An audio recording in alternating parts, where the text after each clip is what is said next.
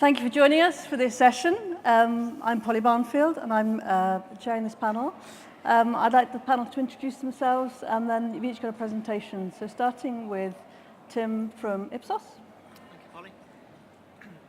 So my name's Dr. Tim Dennison from Ipsos Retail Performance. Ipsos Retail Performance, relatively new into the property kind of world. We've had 25 years in the retail business, really measuring, managing and monitoring the performance of retailers. And we believe now it's time to make our mark and move into the shopping mall world. So we're here, stand 29, I believe, so come and see us. I'm Alex McCulloch at CACI. For those of you who don't know us, we're a marketing and technology company, so our focus is all about the consumer, understanding people, their motivations and why they behave. So we work with a lot of landlords out here and a lot of retailers around working out who their shopper is, why they shop, and that sort of thing. And hi, my name is Herculano Rodriguez. Firstly, I probably have the most ridiculous name in retail real estate. Just going to put it out there. I work for Javelin Group. We're part of Accenture Strategy, and what we focus on is helping retailers and landlords through their digital transformation. And we do that through customer insight, technology strategy, and also looking at sort of the overall digital strategy of the future as well. Thank you, Herc, for introducing yourself. You've got me out of a hole there. So, Tim, may I ask you to kick the proceedings off with your presentation? Thank you. We're going to do a question and answer session at the end, so as we go through the presentations, please store up those great nuggets.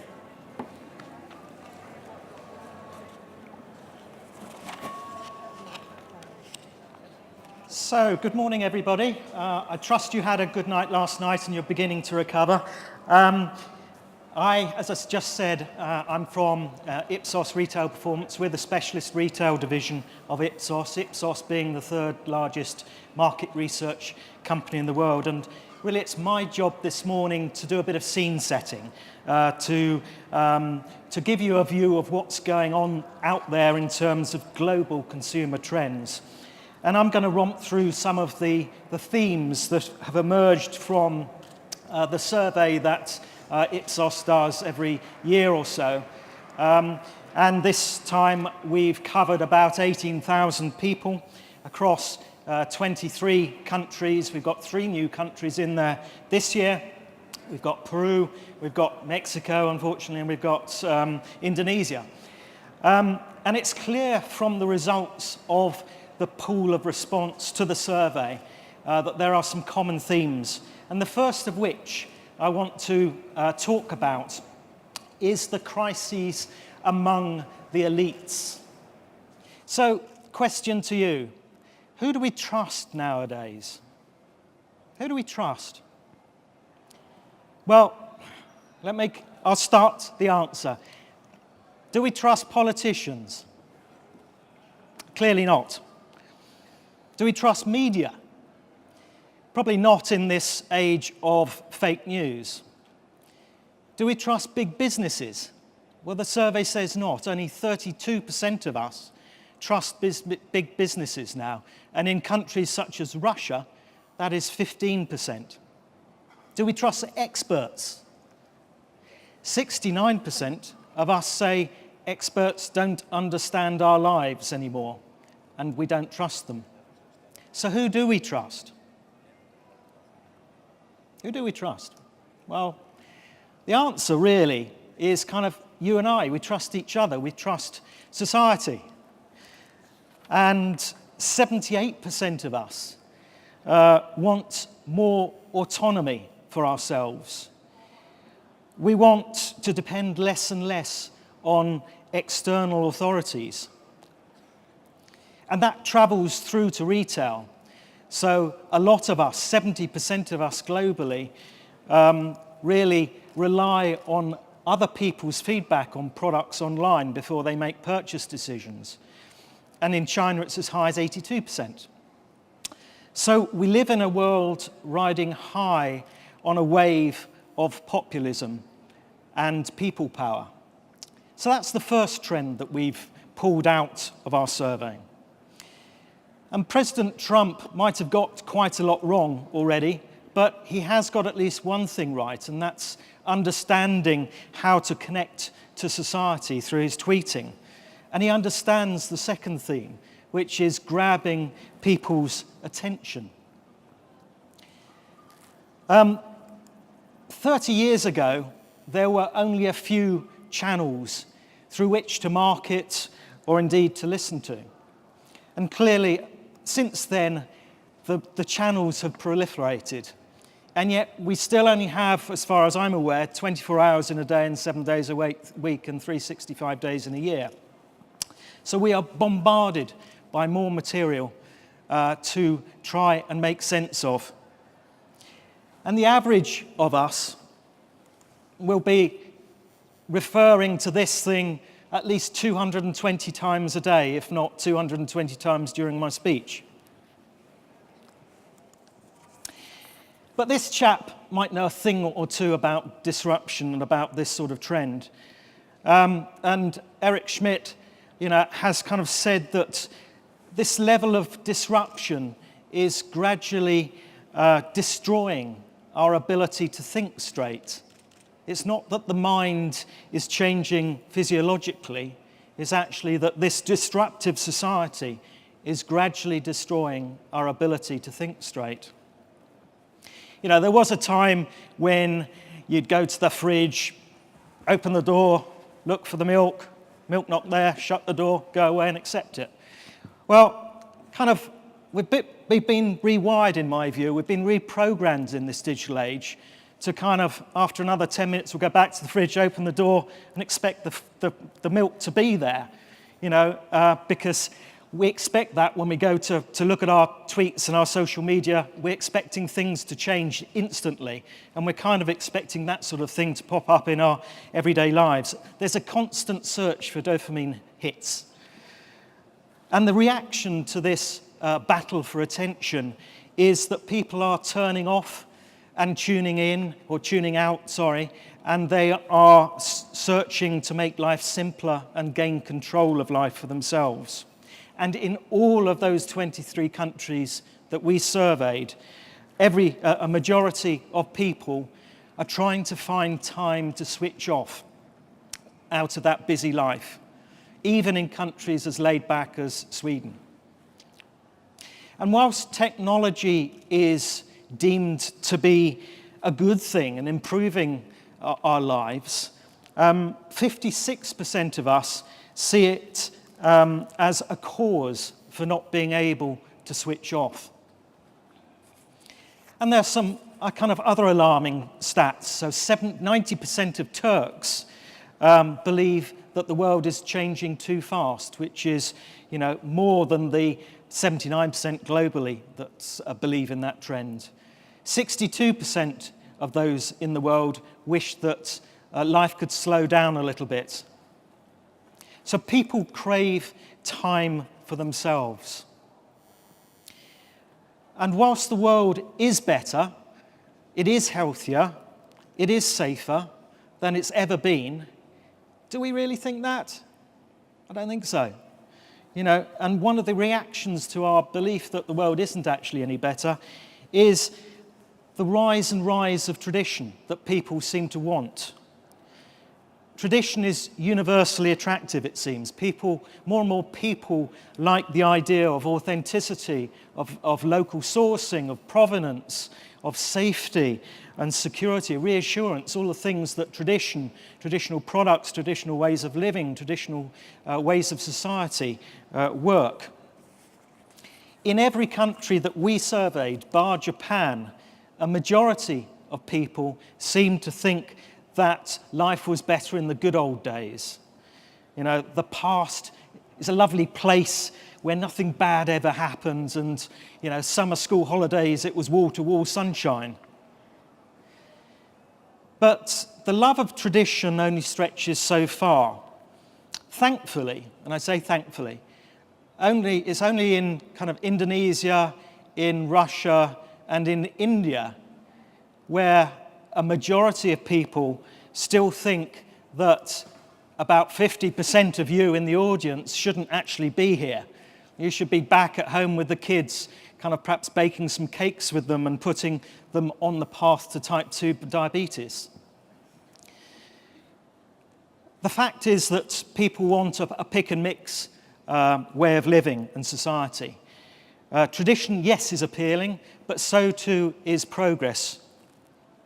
And this brings me on to the last of the trends that I just want to cover off, and that is generation strains. You know, these strains between generations are becoming as significant as strains between the rich and the poor, different societal classes, or indeed gender. And there are some obvious differences between the cohorts, but there are some less obvious ones. So can you stick up your hand if you are a millennial? So if you were born between 1980 and 2000. There are quite a few, thank you. Well, you are certainly the most tech-savvy of the business generations. You know, you like technology, you understand how it works, more so than I. But what we found quite interesting in this survey, when we asked about whether technology and technical progress is a good thing, we actually found that the millennials fear more about progress through technology than previous generations. And in our survey, we found officially that you are the most miserable generation that has existed in the world thus far. But you're welcome, you know, lovely to have you here. But, you know, it is understandable why you're miserable. And one of the questions we've been asking in the survey since 2000 or thereabouts is, you know, how do people feel about the next generation? And we asked, you know, to what extent will today's youth have a better life than their parents? And disturbingly, it's only 4 or 5 countries now, 5 countries, where a majority of people feel that the youth will have a better life than their parents. And if you look at France, right at the bottom, only 1 in 10 of people answering the survey felt that youth would have a better life than their current generation. If you look at GB, it's 22%.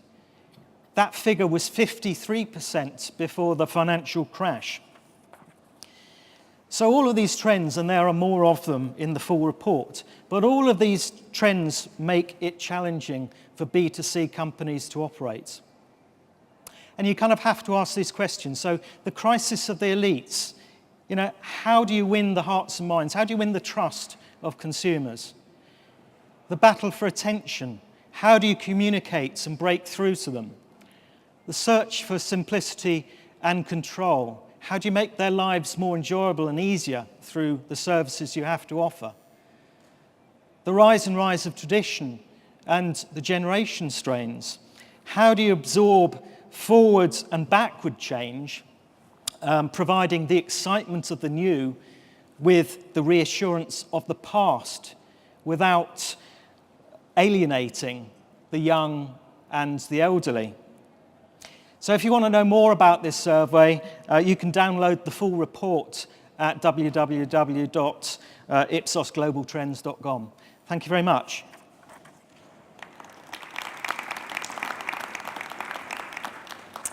Thank you, Tim. Very thought-provoking. So now over to Alex, the first of our millennial panelists. Please be happy, Alex. Yes? I was going to say I felt pretty miserable when I woke up this morning, but I don't think it's because I was a millennial.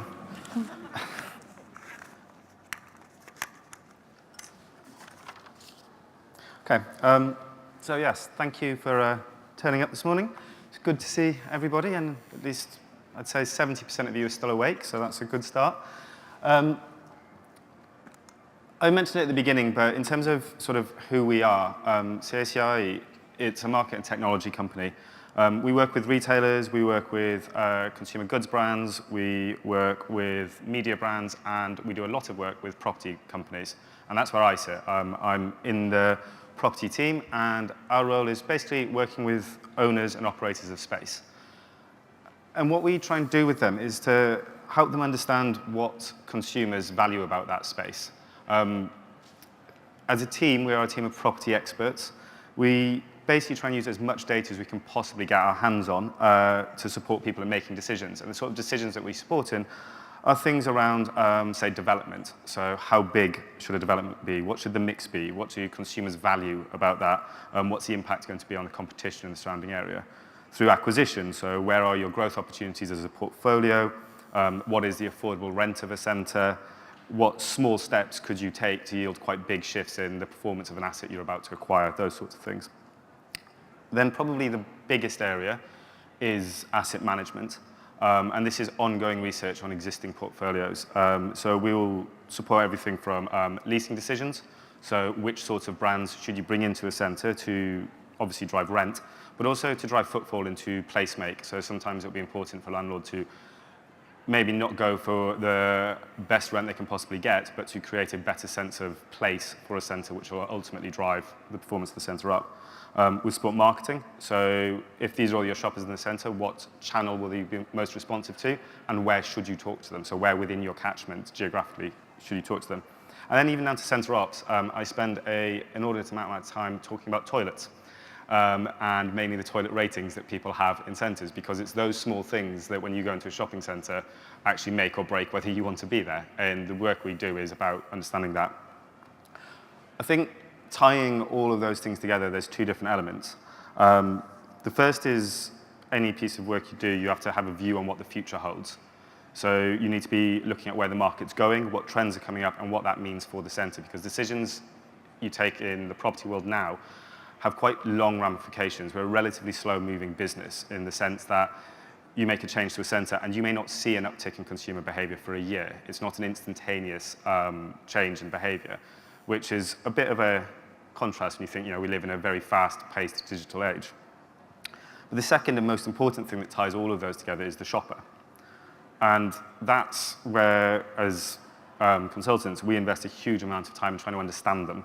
So in the property world, we don't yet really have big data in the sense of huge volumes, but you do have lots and lots of disparate data sets, and they all describe a little bit of the shopper or a little bit of their behaviour.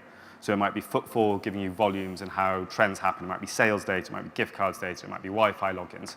All of these things give you a little snapshot in terms of how people are behaving. What we try and do is take them all together and stitch them into a single view, if you like. Often, I'll be honest, the quality of that data is less than perfect, so we will go out and do primary research. So that might be a case of, say, running exit surveys, focus groups, catchment surveys, panel surveys, that sort of thing. Or we'll look at some of the other big data sets which actually are out there, so mobile data, card data, that sort of thing. So that's sort of the focus which we're coming at this from. Now, we are in the middle of doing a piece of research with Revo to understand the role of effectively the role of the store and the dynamic with online, and what role the physical store has in actually influencing people's online behaviours. And that's kind of what I wanted to take you through, a brief part of that now. The actual white paper isn't going to be published until about October time, but I thought I'd give you a little bit of a taster. So before I go on, I think I kind of want to say to everyone, and it's a point that we often forget, particularly when we're at an event like this, that we are, in the first instance, all shoppers. And like it or not, you are shopping a lot of the time. So when you're walking down a high street and you glance in a window, when you're buying your lunch, when you're reading a magazine, scrolling through Twitter, you're exposing yourself to advertising, to marketing, and all sorts of retail and consumer messaging. And the act of shopping is more than just the transaction. It's more than just the purchase itself. So I'm going to go through a couple of slides, and as I go through them, I kind of want you guys to bear in mind and think about your behaviours and how you and your family behave when you go shopping. So I'm going to start with some nice alarming charts. This is online spend growth until 2026 by product category. So we've all seen things like this. It's the type of chart that strikes total fear into the heart of investors. By 2026, clothing and footwear spend online will have grown by £20 billion, so over 150% rise on where we are today. And you can see it's a faster rising rate than almost all the other categories. In fact, in 2024, it becomes the biggest online sector. Now, for the purposes of a chart like this, we classify online spend as where the transaction took place. But charts like this can be a little bit misleading. Because if you start looking at this in the context of the wider market, it's slightly less terrifying. So the pale blue on here is the online spend. The dark blue is, for want of a better phrase, offline spend. So in the same period that online is seeing that massive acceleration, total spend, offline spend is going from 178 billion to 227 billion. So you're seeing a 28% growth in offline spend. Now, admittedly, that is largely a function of annual inflation, pushing those numbers up. But nonetheless, it is a case that online spend goes from being 20% of all spend to 31%. So it is a dramatic growth. But even in 2026, offline spend is still dominating the way we shop and the way we behave. But even this is a very binary view of the world. I ask you to think about yourselves as shoppers. Do you get to the end of the month and you go, oh God, I've only spent 15% online this month, I better go and top it up and get to my 20% threshold? That's not how people behave. The way you shop is in a element of going out and checking your quota and then rushing out to rectify your spend patterns. The reason you shop is a lot more instinctive. And so to that end, we developed shopper missions. So we do a whole load of survey data. We've got like 500,000 exit surveys in the last couple of years we've done. And we basically aim to segment shoppers objectively based on how they behave. So this is the latest version of missions. It builds on a version we did in 2015, and it pulls through new shopper missions that we see coming through. So things like click, collect, and go, putting a little bit more focus on the role of experience and catering. So picking up those big, wider trends we talk about in the market, we see coming through in consumer behavior. So all of your shopper missions fall into three pots. So sort of desire to require, so destination-led, convenience-led, and purpose-led. And then within those, there's a number of subgroups. The percentages you see on here are how the UK at an aggregate shops. But clearly, if you start drilling into each of these at center level, you'll see huge variations. So a big regional mall will be very much focused towards these destination-led trips. A community center will be much more focused towards the local neighborhood shops, the routine top-ups. A bulky goods dominated park will be much more around, for example, the big ticket shop or the quick drop-in. So different centers yield different shopper missions. To give you an example of the sort of behavior we're talking about here, if you go to a shopping center and you spend a lot of time there and you visit a load of shops and you spend in a load of shops and you use the catering, then we would collect all those metrics and say, right, okay, you are in a big day out. If, however, you just pop into a store or you're passing by, you'd be in the routine top-up, for example. The key point here is that as a measure, it's objective. So even though we're measuring why you chose to go shopping, it is a standard measure, and that's where landlords will start using this data to really understand what role an asset plays in the minds of a customer. So what does my asset stand for? What does my center stand for? Why do people choose to come here? And that can then start informing a lot of your decisions, asset management decisions. But even this is still looking at your behavior on the day you were in a center.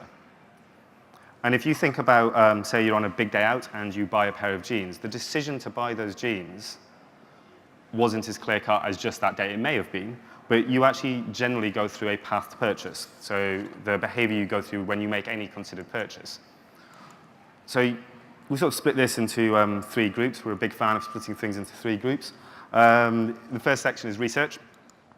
So you start off with getting the idea that you might want a new pair of jeans. So this might be as simple as walking through Liverpool 1 on your way to the conference today, and you see a whole load of autumn, winter collections in the window, and you think, oh yeah, I could do with getting a new pair of jeans, actually. That's the start of your path to purchase. Next time you are on a big day out and you're on a shopping trip, you might go to Blue Water. We seem to spend an inordinate amount of time there, and you try on a pair of jeans, but you don't actually make a decision. You are sort of testing the water a little bit. You try on a pair.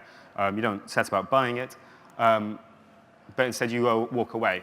And if you are a millennial and you are digitally switched on, then you may get on Instagram, you may get on Facebook, you may have a WhatsApp conversation with your friends, you may have a conversation about it. Generally, you'll go through a process of trying to justify your purchase.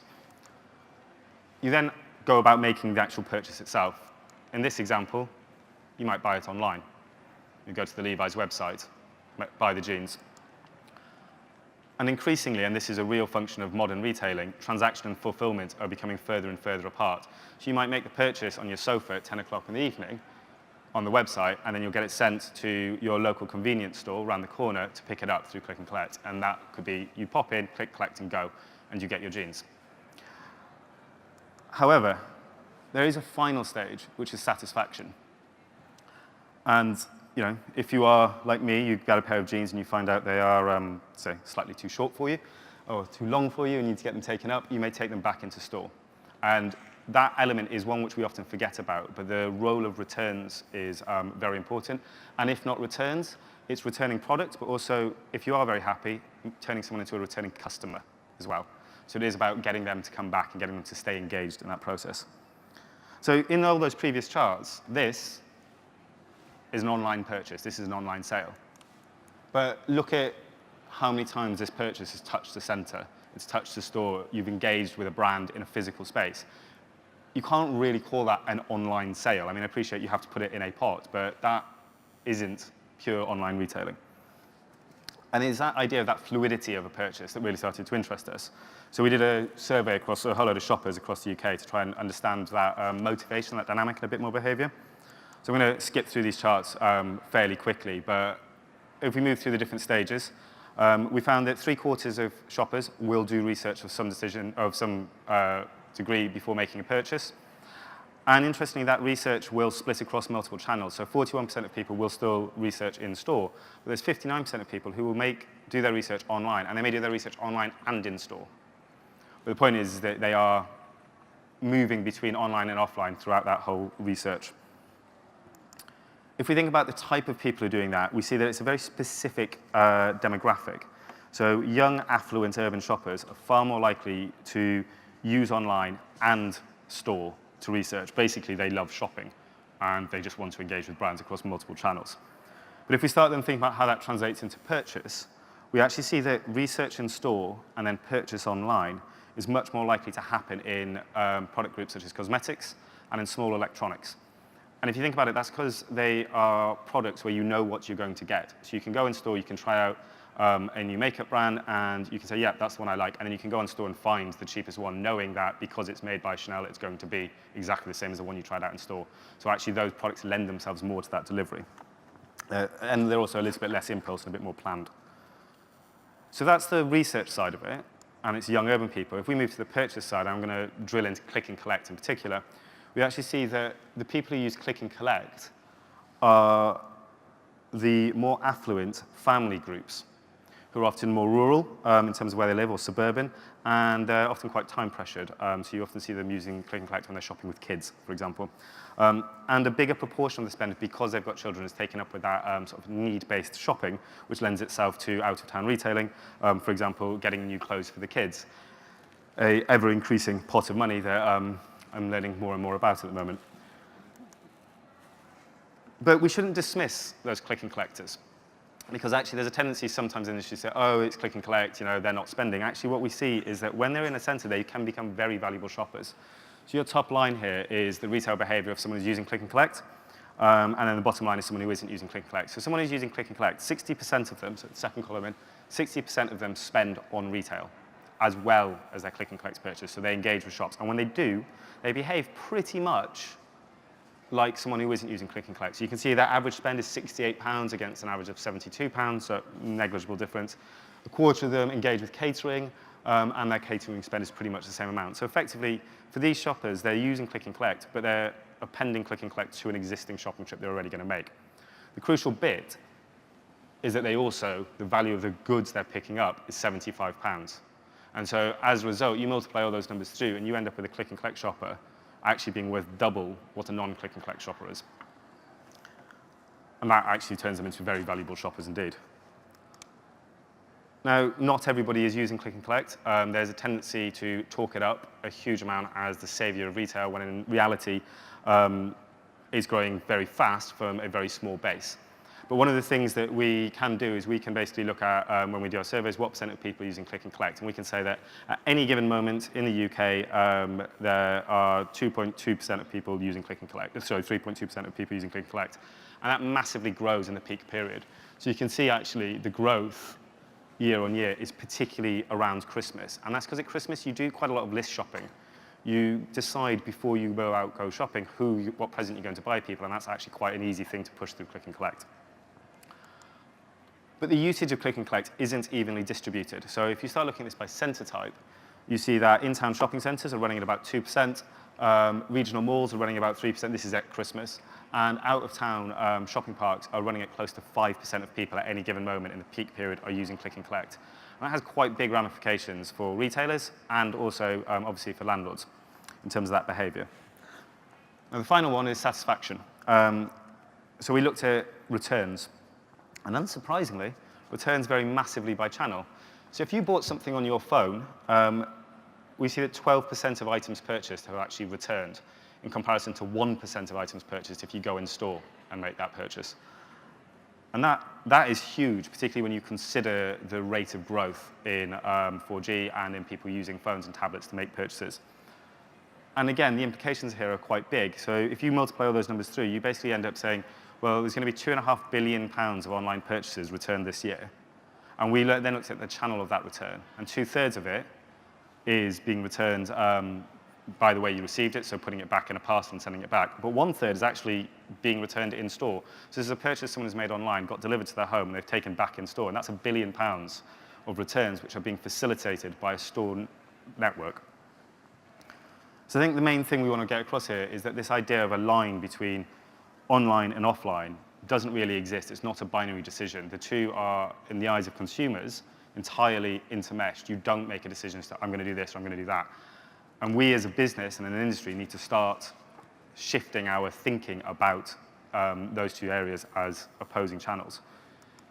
If we go back to the numbers I was putting up before, and this is just for 2017, instead of saying it's online and offline, we can actually say, okay, well, let's split it and look at how much is in-store spend, so that's your 178 billion. Then actually there's a further chunk of spend that's researched in store but ordered online, and then there's another pot which is click and collected. And so you end up with £13 billion of what was online spend actually being facilitated and delivered by the store. And that might not sound like a huge amount, it's 6%, but it's a difference between saying 80% of retail spend currently goes in store to saying 85% currently goes in store. And all of a sudden, the online market is now just under 15%. And those numbers are actually a little bit more encouraging and makes you have some hope, I suppose, when you start looking forward and looking at those online growth curves, that actually they will start driving in-store spend, because as they go up in their speed, the proportion that touches the store will keep going up as well. So actually, whilst pure offline may do this, it's going to get pumped up by new sales coming through. So I suppose just to wrap that up, a couple of points. I think the first one is the consumer's path to purchase when you go about making a purchase is very complex, and the role of digital varies by demographic, it varies by product, and it varies by centre type. So you can't just say, oh, well, this is what the future is. You have to think about who your customer is, where they live, and how they behave. I think in a lot of retail assessments, the store is often undervalued. I'm not talking about valuations, I'm not going to talk that thing. I mean more in terms of people's perception of the role of store. And as online continues to grow in proportions, it will actually help lift the store as well, because it's growth in retail spend, and retail spend is both on and offline. I think the final point is this is very much, I suppose, the starting point of a much wider forward-looking piece of research that, as I said, we're doing with Revo. And what we're looking to do is actually start breaking all of these numbers down by centre type, start looking at 10-year forecasts, and start trying to understand how the customer is evolving and what that's actually going to mean for the property industry, for investors, and also for retailers. I think what is apparent is that a lot of the current thinking and assumptions around consumer don't accurately reflect the complexity of how we actually behave and how our behaviour varies. So thank you.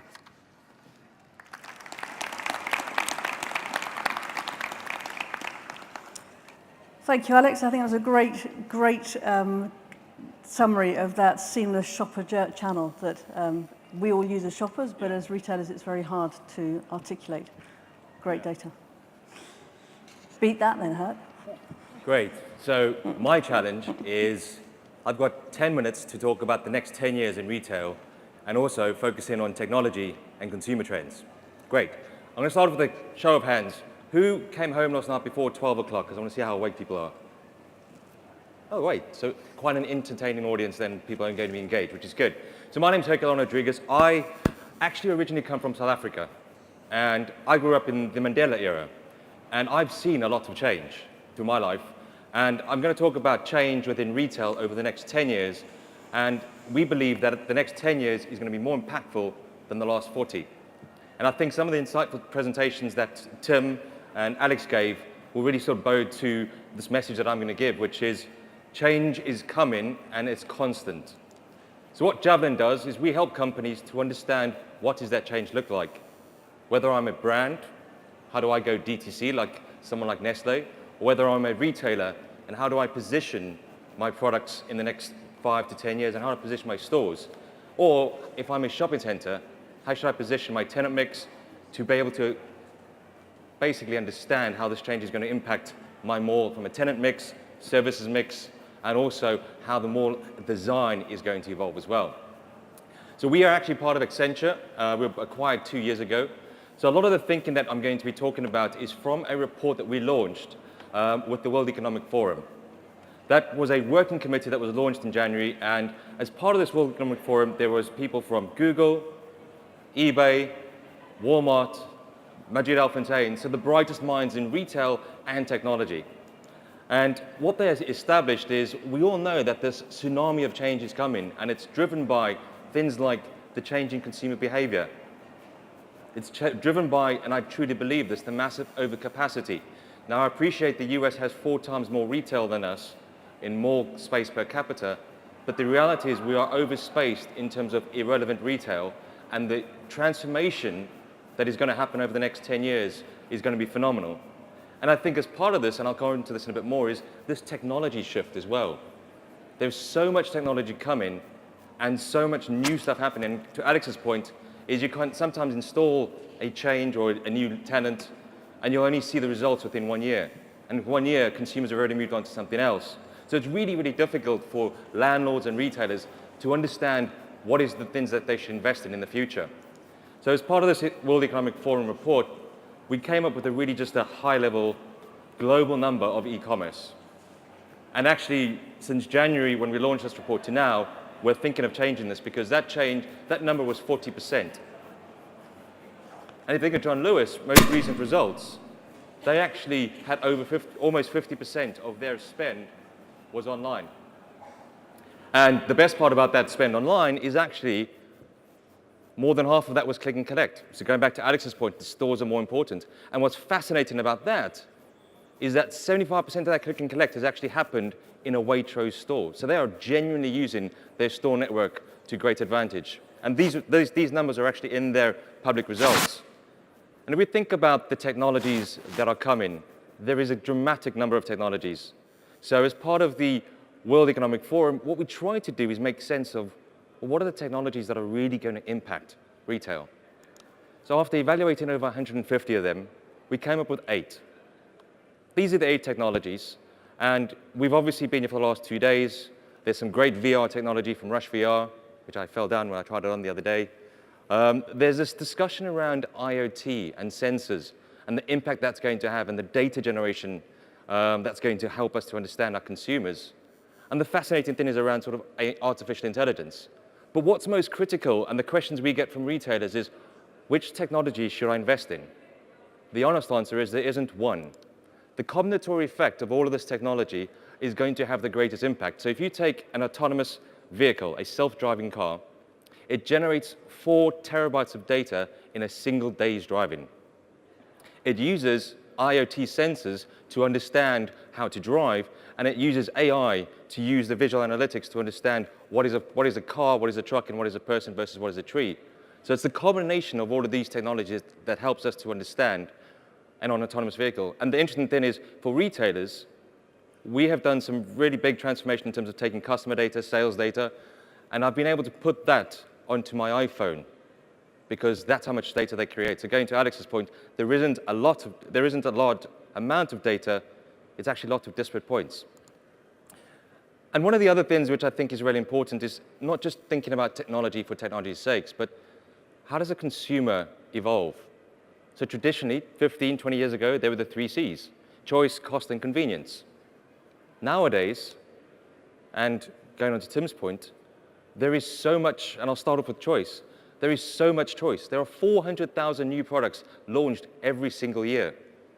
What is going to be interesting is what technology are we going to be able to incorporate to help us filter down to the brands or the categories that we want to be buying into. And in terms of cost, we actually now have control of how much things cost, because we can see, we can be in the store. This is why companies like the electronics companies are doing price matching. And John Lewis also does price matching as well. So consumers have more control of the cost. And when it comes to convenience, this instant gratification era that we're living in, it's only going to increase because of the sheer pace of our lives. And the way we think about consumers and their expectations is before, as a retailer, I would just compete with a retailer in my category, or I'd compete with the mall down the road. But the reality is there is now a range of additional competitors that are coming into our space as well. And there's these experiential brands that are coming in to change the way consumers behave and understand. So they sort of set the expectations. So the likes of Apple Pay that go across multiple categories. The likes of InCloth or Chapper, who essentially are a subscription service delivering multi-brand items to your box. And then the final thing, and this is the most fascinating thing, is you have these perceptual competitors. So the Google, the Airbnb, the Facebook. I mean, the best part about Uber isn't the cheap taxi. It's the fact that they removed the friction. The best thing that Amazon did was also, well, probably depends who you talk to if you're a retailer, was to promote next day free delivery. The impact that that had on retailers' P&L is probably one of the single biggest impacts on a retailer's profitability. And that was set by a company who was a pure player. And the other interesting thing is Amazon's patent, for instance, for one click is now just expired. Amazon's not thinking about one click. Amazon's now thinking of 0 click. So they're okay for that to be moved on. So I think what's interesting is these brands are now changing the way consumers engage with shopping centers and with retail. So it's a brave new world. And we can always discuss the two sort of polarizations. And I'm not going to just polarize between I have a convenience mall and I have a destination mall. It's more about what are the brands that I want to engage in? What are the brands that I want to spend more time in? So I've done this, we did a study with 27,000 consumers worldwide and tried to understand which are the brands and categories that they want to engage in. And I've done this for myself. And the brands that I love and engage often are the likes of Google and Netflix. The brands that I don't really love but I engage with all the time is Amazon. They are the most relevant and helpful brand. I don't love them, I don't think I ever will, but I use them all the time. And on the other side, there's the brands which, on the top left, the brands which, you know what, I love them, but I don't engage with them all the time. And because I've had my media training, I can't tell you the brands I don't like. So we don't think of it as industries or places, it's environments. And what are the environments that consumers want to engage in? And we've done a bit of a world tour recently, so I'll go through some quick examples for you. There was this Google store which opened up in New York, in Soho, a pop-up store. It sells a single phone, but in fact, you can't even walk away from the shop with the phone. This is my favorite store in the last 12 months, apart from the beautiful yogurt factory that I saw in Cambodia. But this particular store in New York is phenomenal. It is the Nike store, and on the 4th floor, they've got a whole basketball court. On the 3rd floor, they've got half a five-a-side football pitch. And what they're doing is they're creating environments that consumers want to engage in. And Nike's app, the Nike Run app, is a phenomenal example of how you can create an ecosystem that people want to buy into. They've also strategically deployed technology. And I'll talk about this point a little bit later in the sort of questions, but technology isn't the savior. Digital isn't the savior. I don't believe in a digital plaster is going to solve your business. It's having a strategy behind that. A good example is Sephora. So this is their store in the Champs-Élysées, and it is a long aisle. And as you walk through the aisle, you've got some shiny things over there, you've got some people asking you about new products over there. And what they've done really well is to blend technology and the customer experience. And my favorite store in terms of how to create an environment or a brand you want to engage with. This is, in fact, I'm going to ask, the answer is on the page, but I'm going to ask if anyone can shout out, and I'm just going to see if anyone does do this. It worked in America, but does anyone want to take a guess what type of store this is? You're too shy. Okay. Well, my guess is that this is typically what you'd look for in a startup business. This is a bank. This is the Bank of Queensland in the Macquarie Centre in Sydney.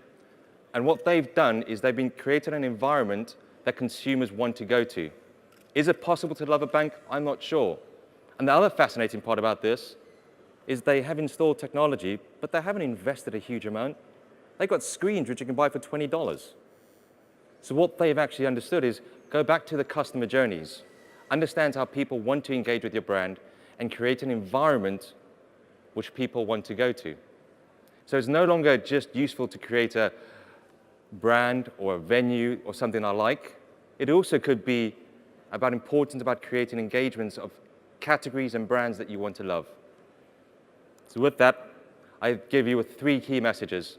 What we would probably say for retailers and developers and for brands is think about how you empower this consumer. And to empower them, you need to understand them. Look at the technologies that is right for your business and deploy that effectively in an agile method in a tested environment. And the final thing is look at the new different business models out there as well. The subscription services, the automated retail, the tailor on demand. All these new business models are going to evolve the way consumers engage and interact with your brands. I'd like to say thank you very much and look forward to the questions.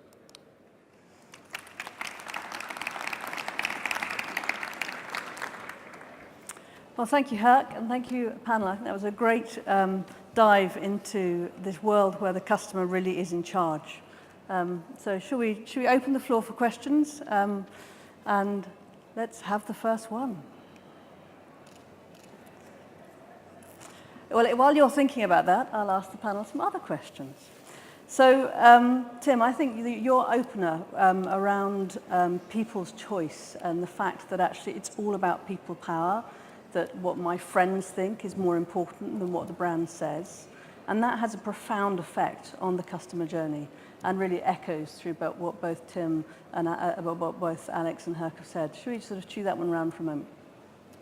Yeah, I mean, sure. I think all of the research points in the same direction, that we are empowered as consumers, that ultimately things are going to change quite quickly, not just about our power as it stands, but actually we are providing a lot of data for companies like, there's 4 companies represented here.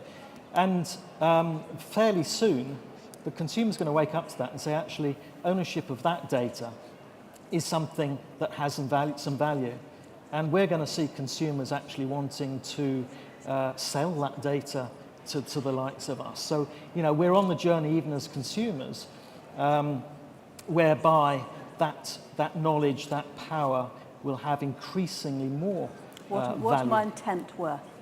Sorry? What is my intent worth? What's it worth to know what somebody wants to do? Because I think, listening to both the conversation around the in-store and the online journey, it's totally blurred and it's very divided. It is, yeah. And if you can understand that intent, that makes all the difference. Yeah, absolutely. I think that, to that point on data, I think we're actually in a bit of an interesting dynamic because you've got GDPR coming in next April, which is going to totally change the way in which you can hold data. For anyone who doesn't know, GDPR is basically the way that you consent for your data to be used by businesses is totally changing, and you have to be actively consenting in for someone to use your data in anything other than a marketing message you acquiesce to, and you have to reconfirm your consent on a regular basis.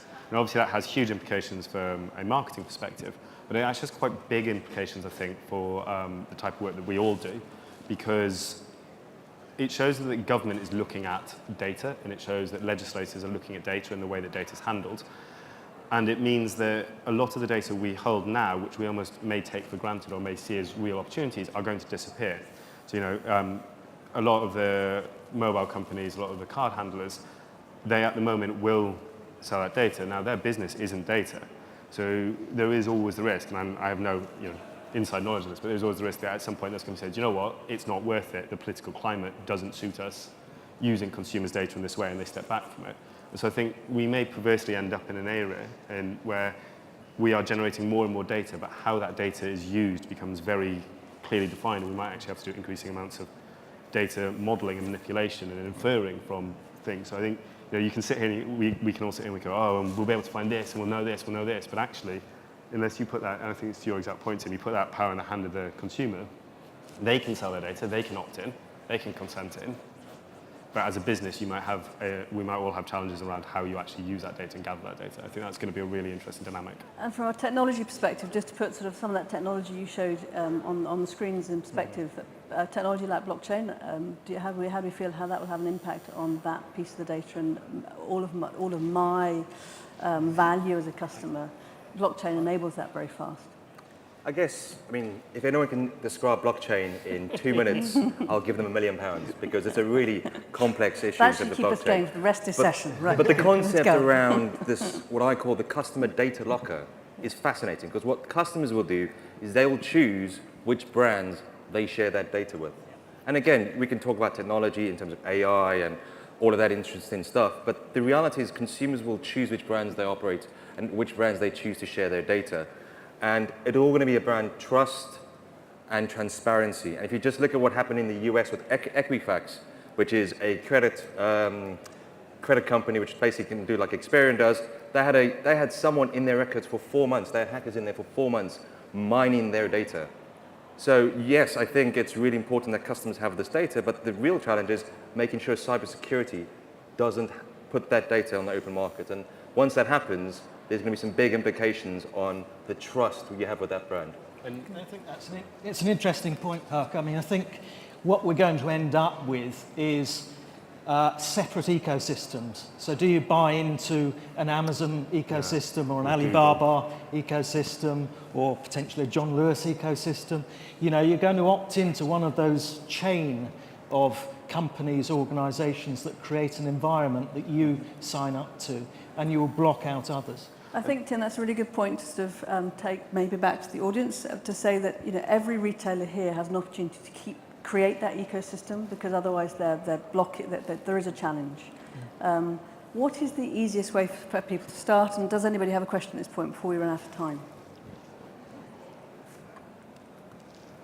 Gentleman on the right.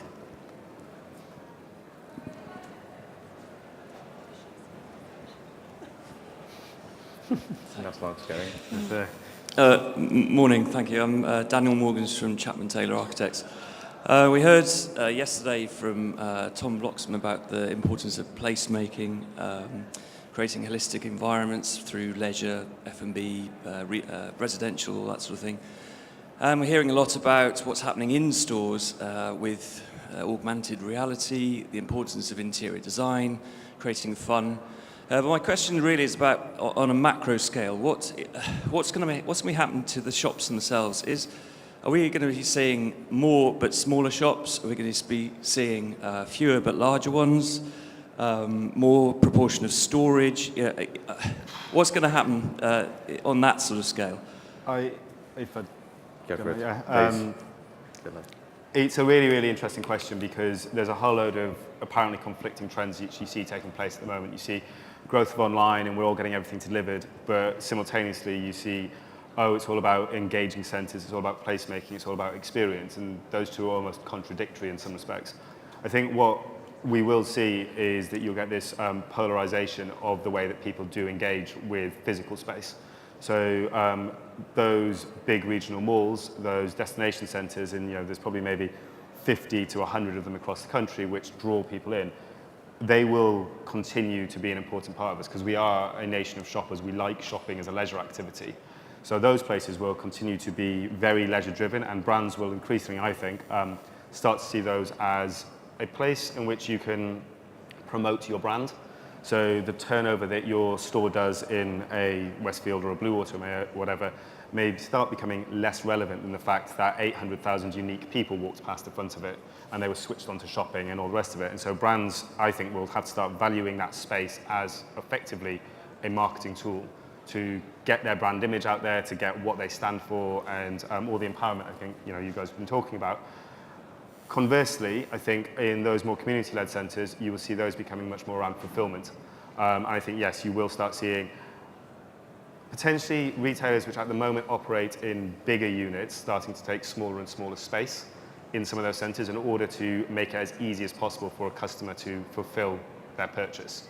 So you might actually see, and there's quite a lot of implications in terms of what this does to a rental deal and a lease deal, but yeah, you see that shift, I think, towards much more community-led centres and then much bigger sort of flagship, experiential, leisure-driven assets. But those ones have lots of value. They're just going to be very difficult to build new ones and get into because there's costs a hell of a lot of money, basically. So yeah, that's... Yeah, I mean, I agree with that. I think one of the trends that we tend to pass over quite a bit is that, you know, there is almost an artificial differentiation about what is retail, what's not retail. Actually, it's about living and it's about people's lives, which aren't just about shopping. Yeah. They're about working, they're about social life. So, you know, I think we're going to see more and more centres not just be retail shopping centres, they're going to be kind of social hubs where retail has a part, because that's the way we live and that's the way, you know, we go about enjoying our lives. So I think it's a bit of a falsehood to think purely in our slot about retail. We need to think a little bit broader than that. And I think... In the wider sense, it's the customer journey. Sorry? In the widest sense, it is the customer journey. In the widest sense, the customer journey. And the other point is, obviously, government has a part to play here, so we all acknowledge that there is too much retail space. But until legislation changes quite dramatically, a lot of that space will just be redundant retail space rather than space used for other things. So there's a role there for government as well as society. Can I just add one more thing to that? I think, and it's a little bit, I suppose, undermining all of us and the whole concept of what we're doing, but we sit here and we, as an industry, have a tendency to think about what the latest trend is and what's emerging and what's happening and you know, look at the cool stores and everything. And we do often forget that the vast majority of people in the UK aren't doing those trends. They're older groups, they're family groups, they're less affluent groups, and for those groups in particular, those community spaces and those spaces are deeply important. You know, they're not suddenly going to start going online, and a huge amount of the vast majority of space, as I said, is actually catering to those shoppers. Yeah. And obviously, you know, we have to look forward, we have to look for the future, but we shouldn't forget those who are actually operating that space at the moment, I think, in all of the sort of decisions we make. So essentially, no two retail venues are the same. Yeah. And I think that's exactly the critical thing, and it's going to be based on, and for the retailer work that we do, when it comes to looking at the fulfillment within, whether it's ship from store or display ship from DC, the real challenge is, how do I identify which stores are going to be those fulfillment stores and which stores are going to be the experiential stores that are going to provide a product and service? And I would probably go one step further and say, you know, if I have a regional community center, I still want to have a bit of fulfillment, but I still want some experience. And if you talk about experience, experience isn't just shiny, cool, bright.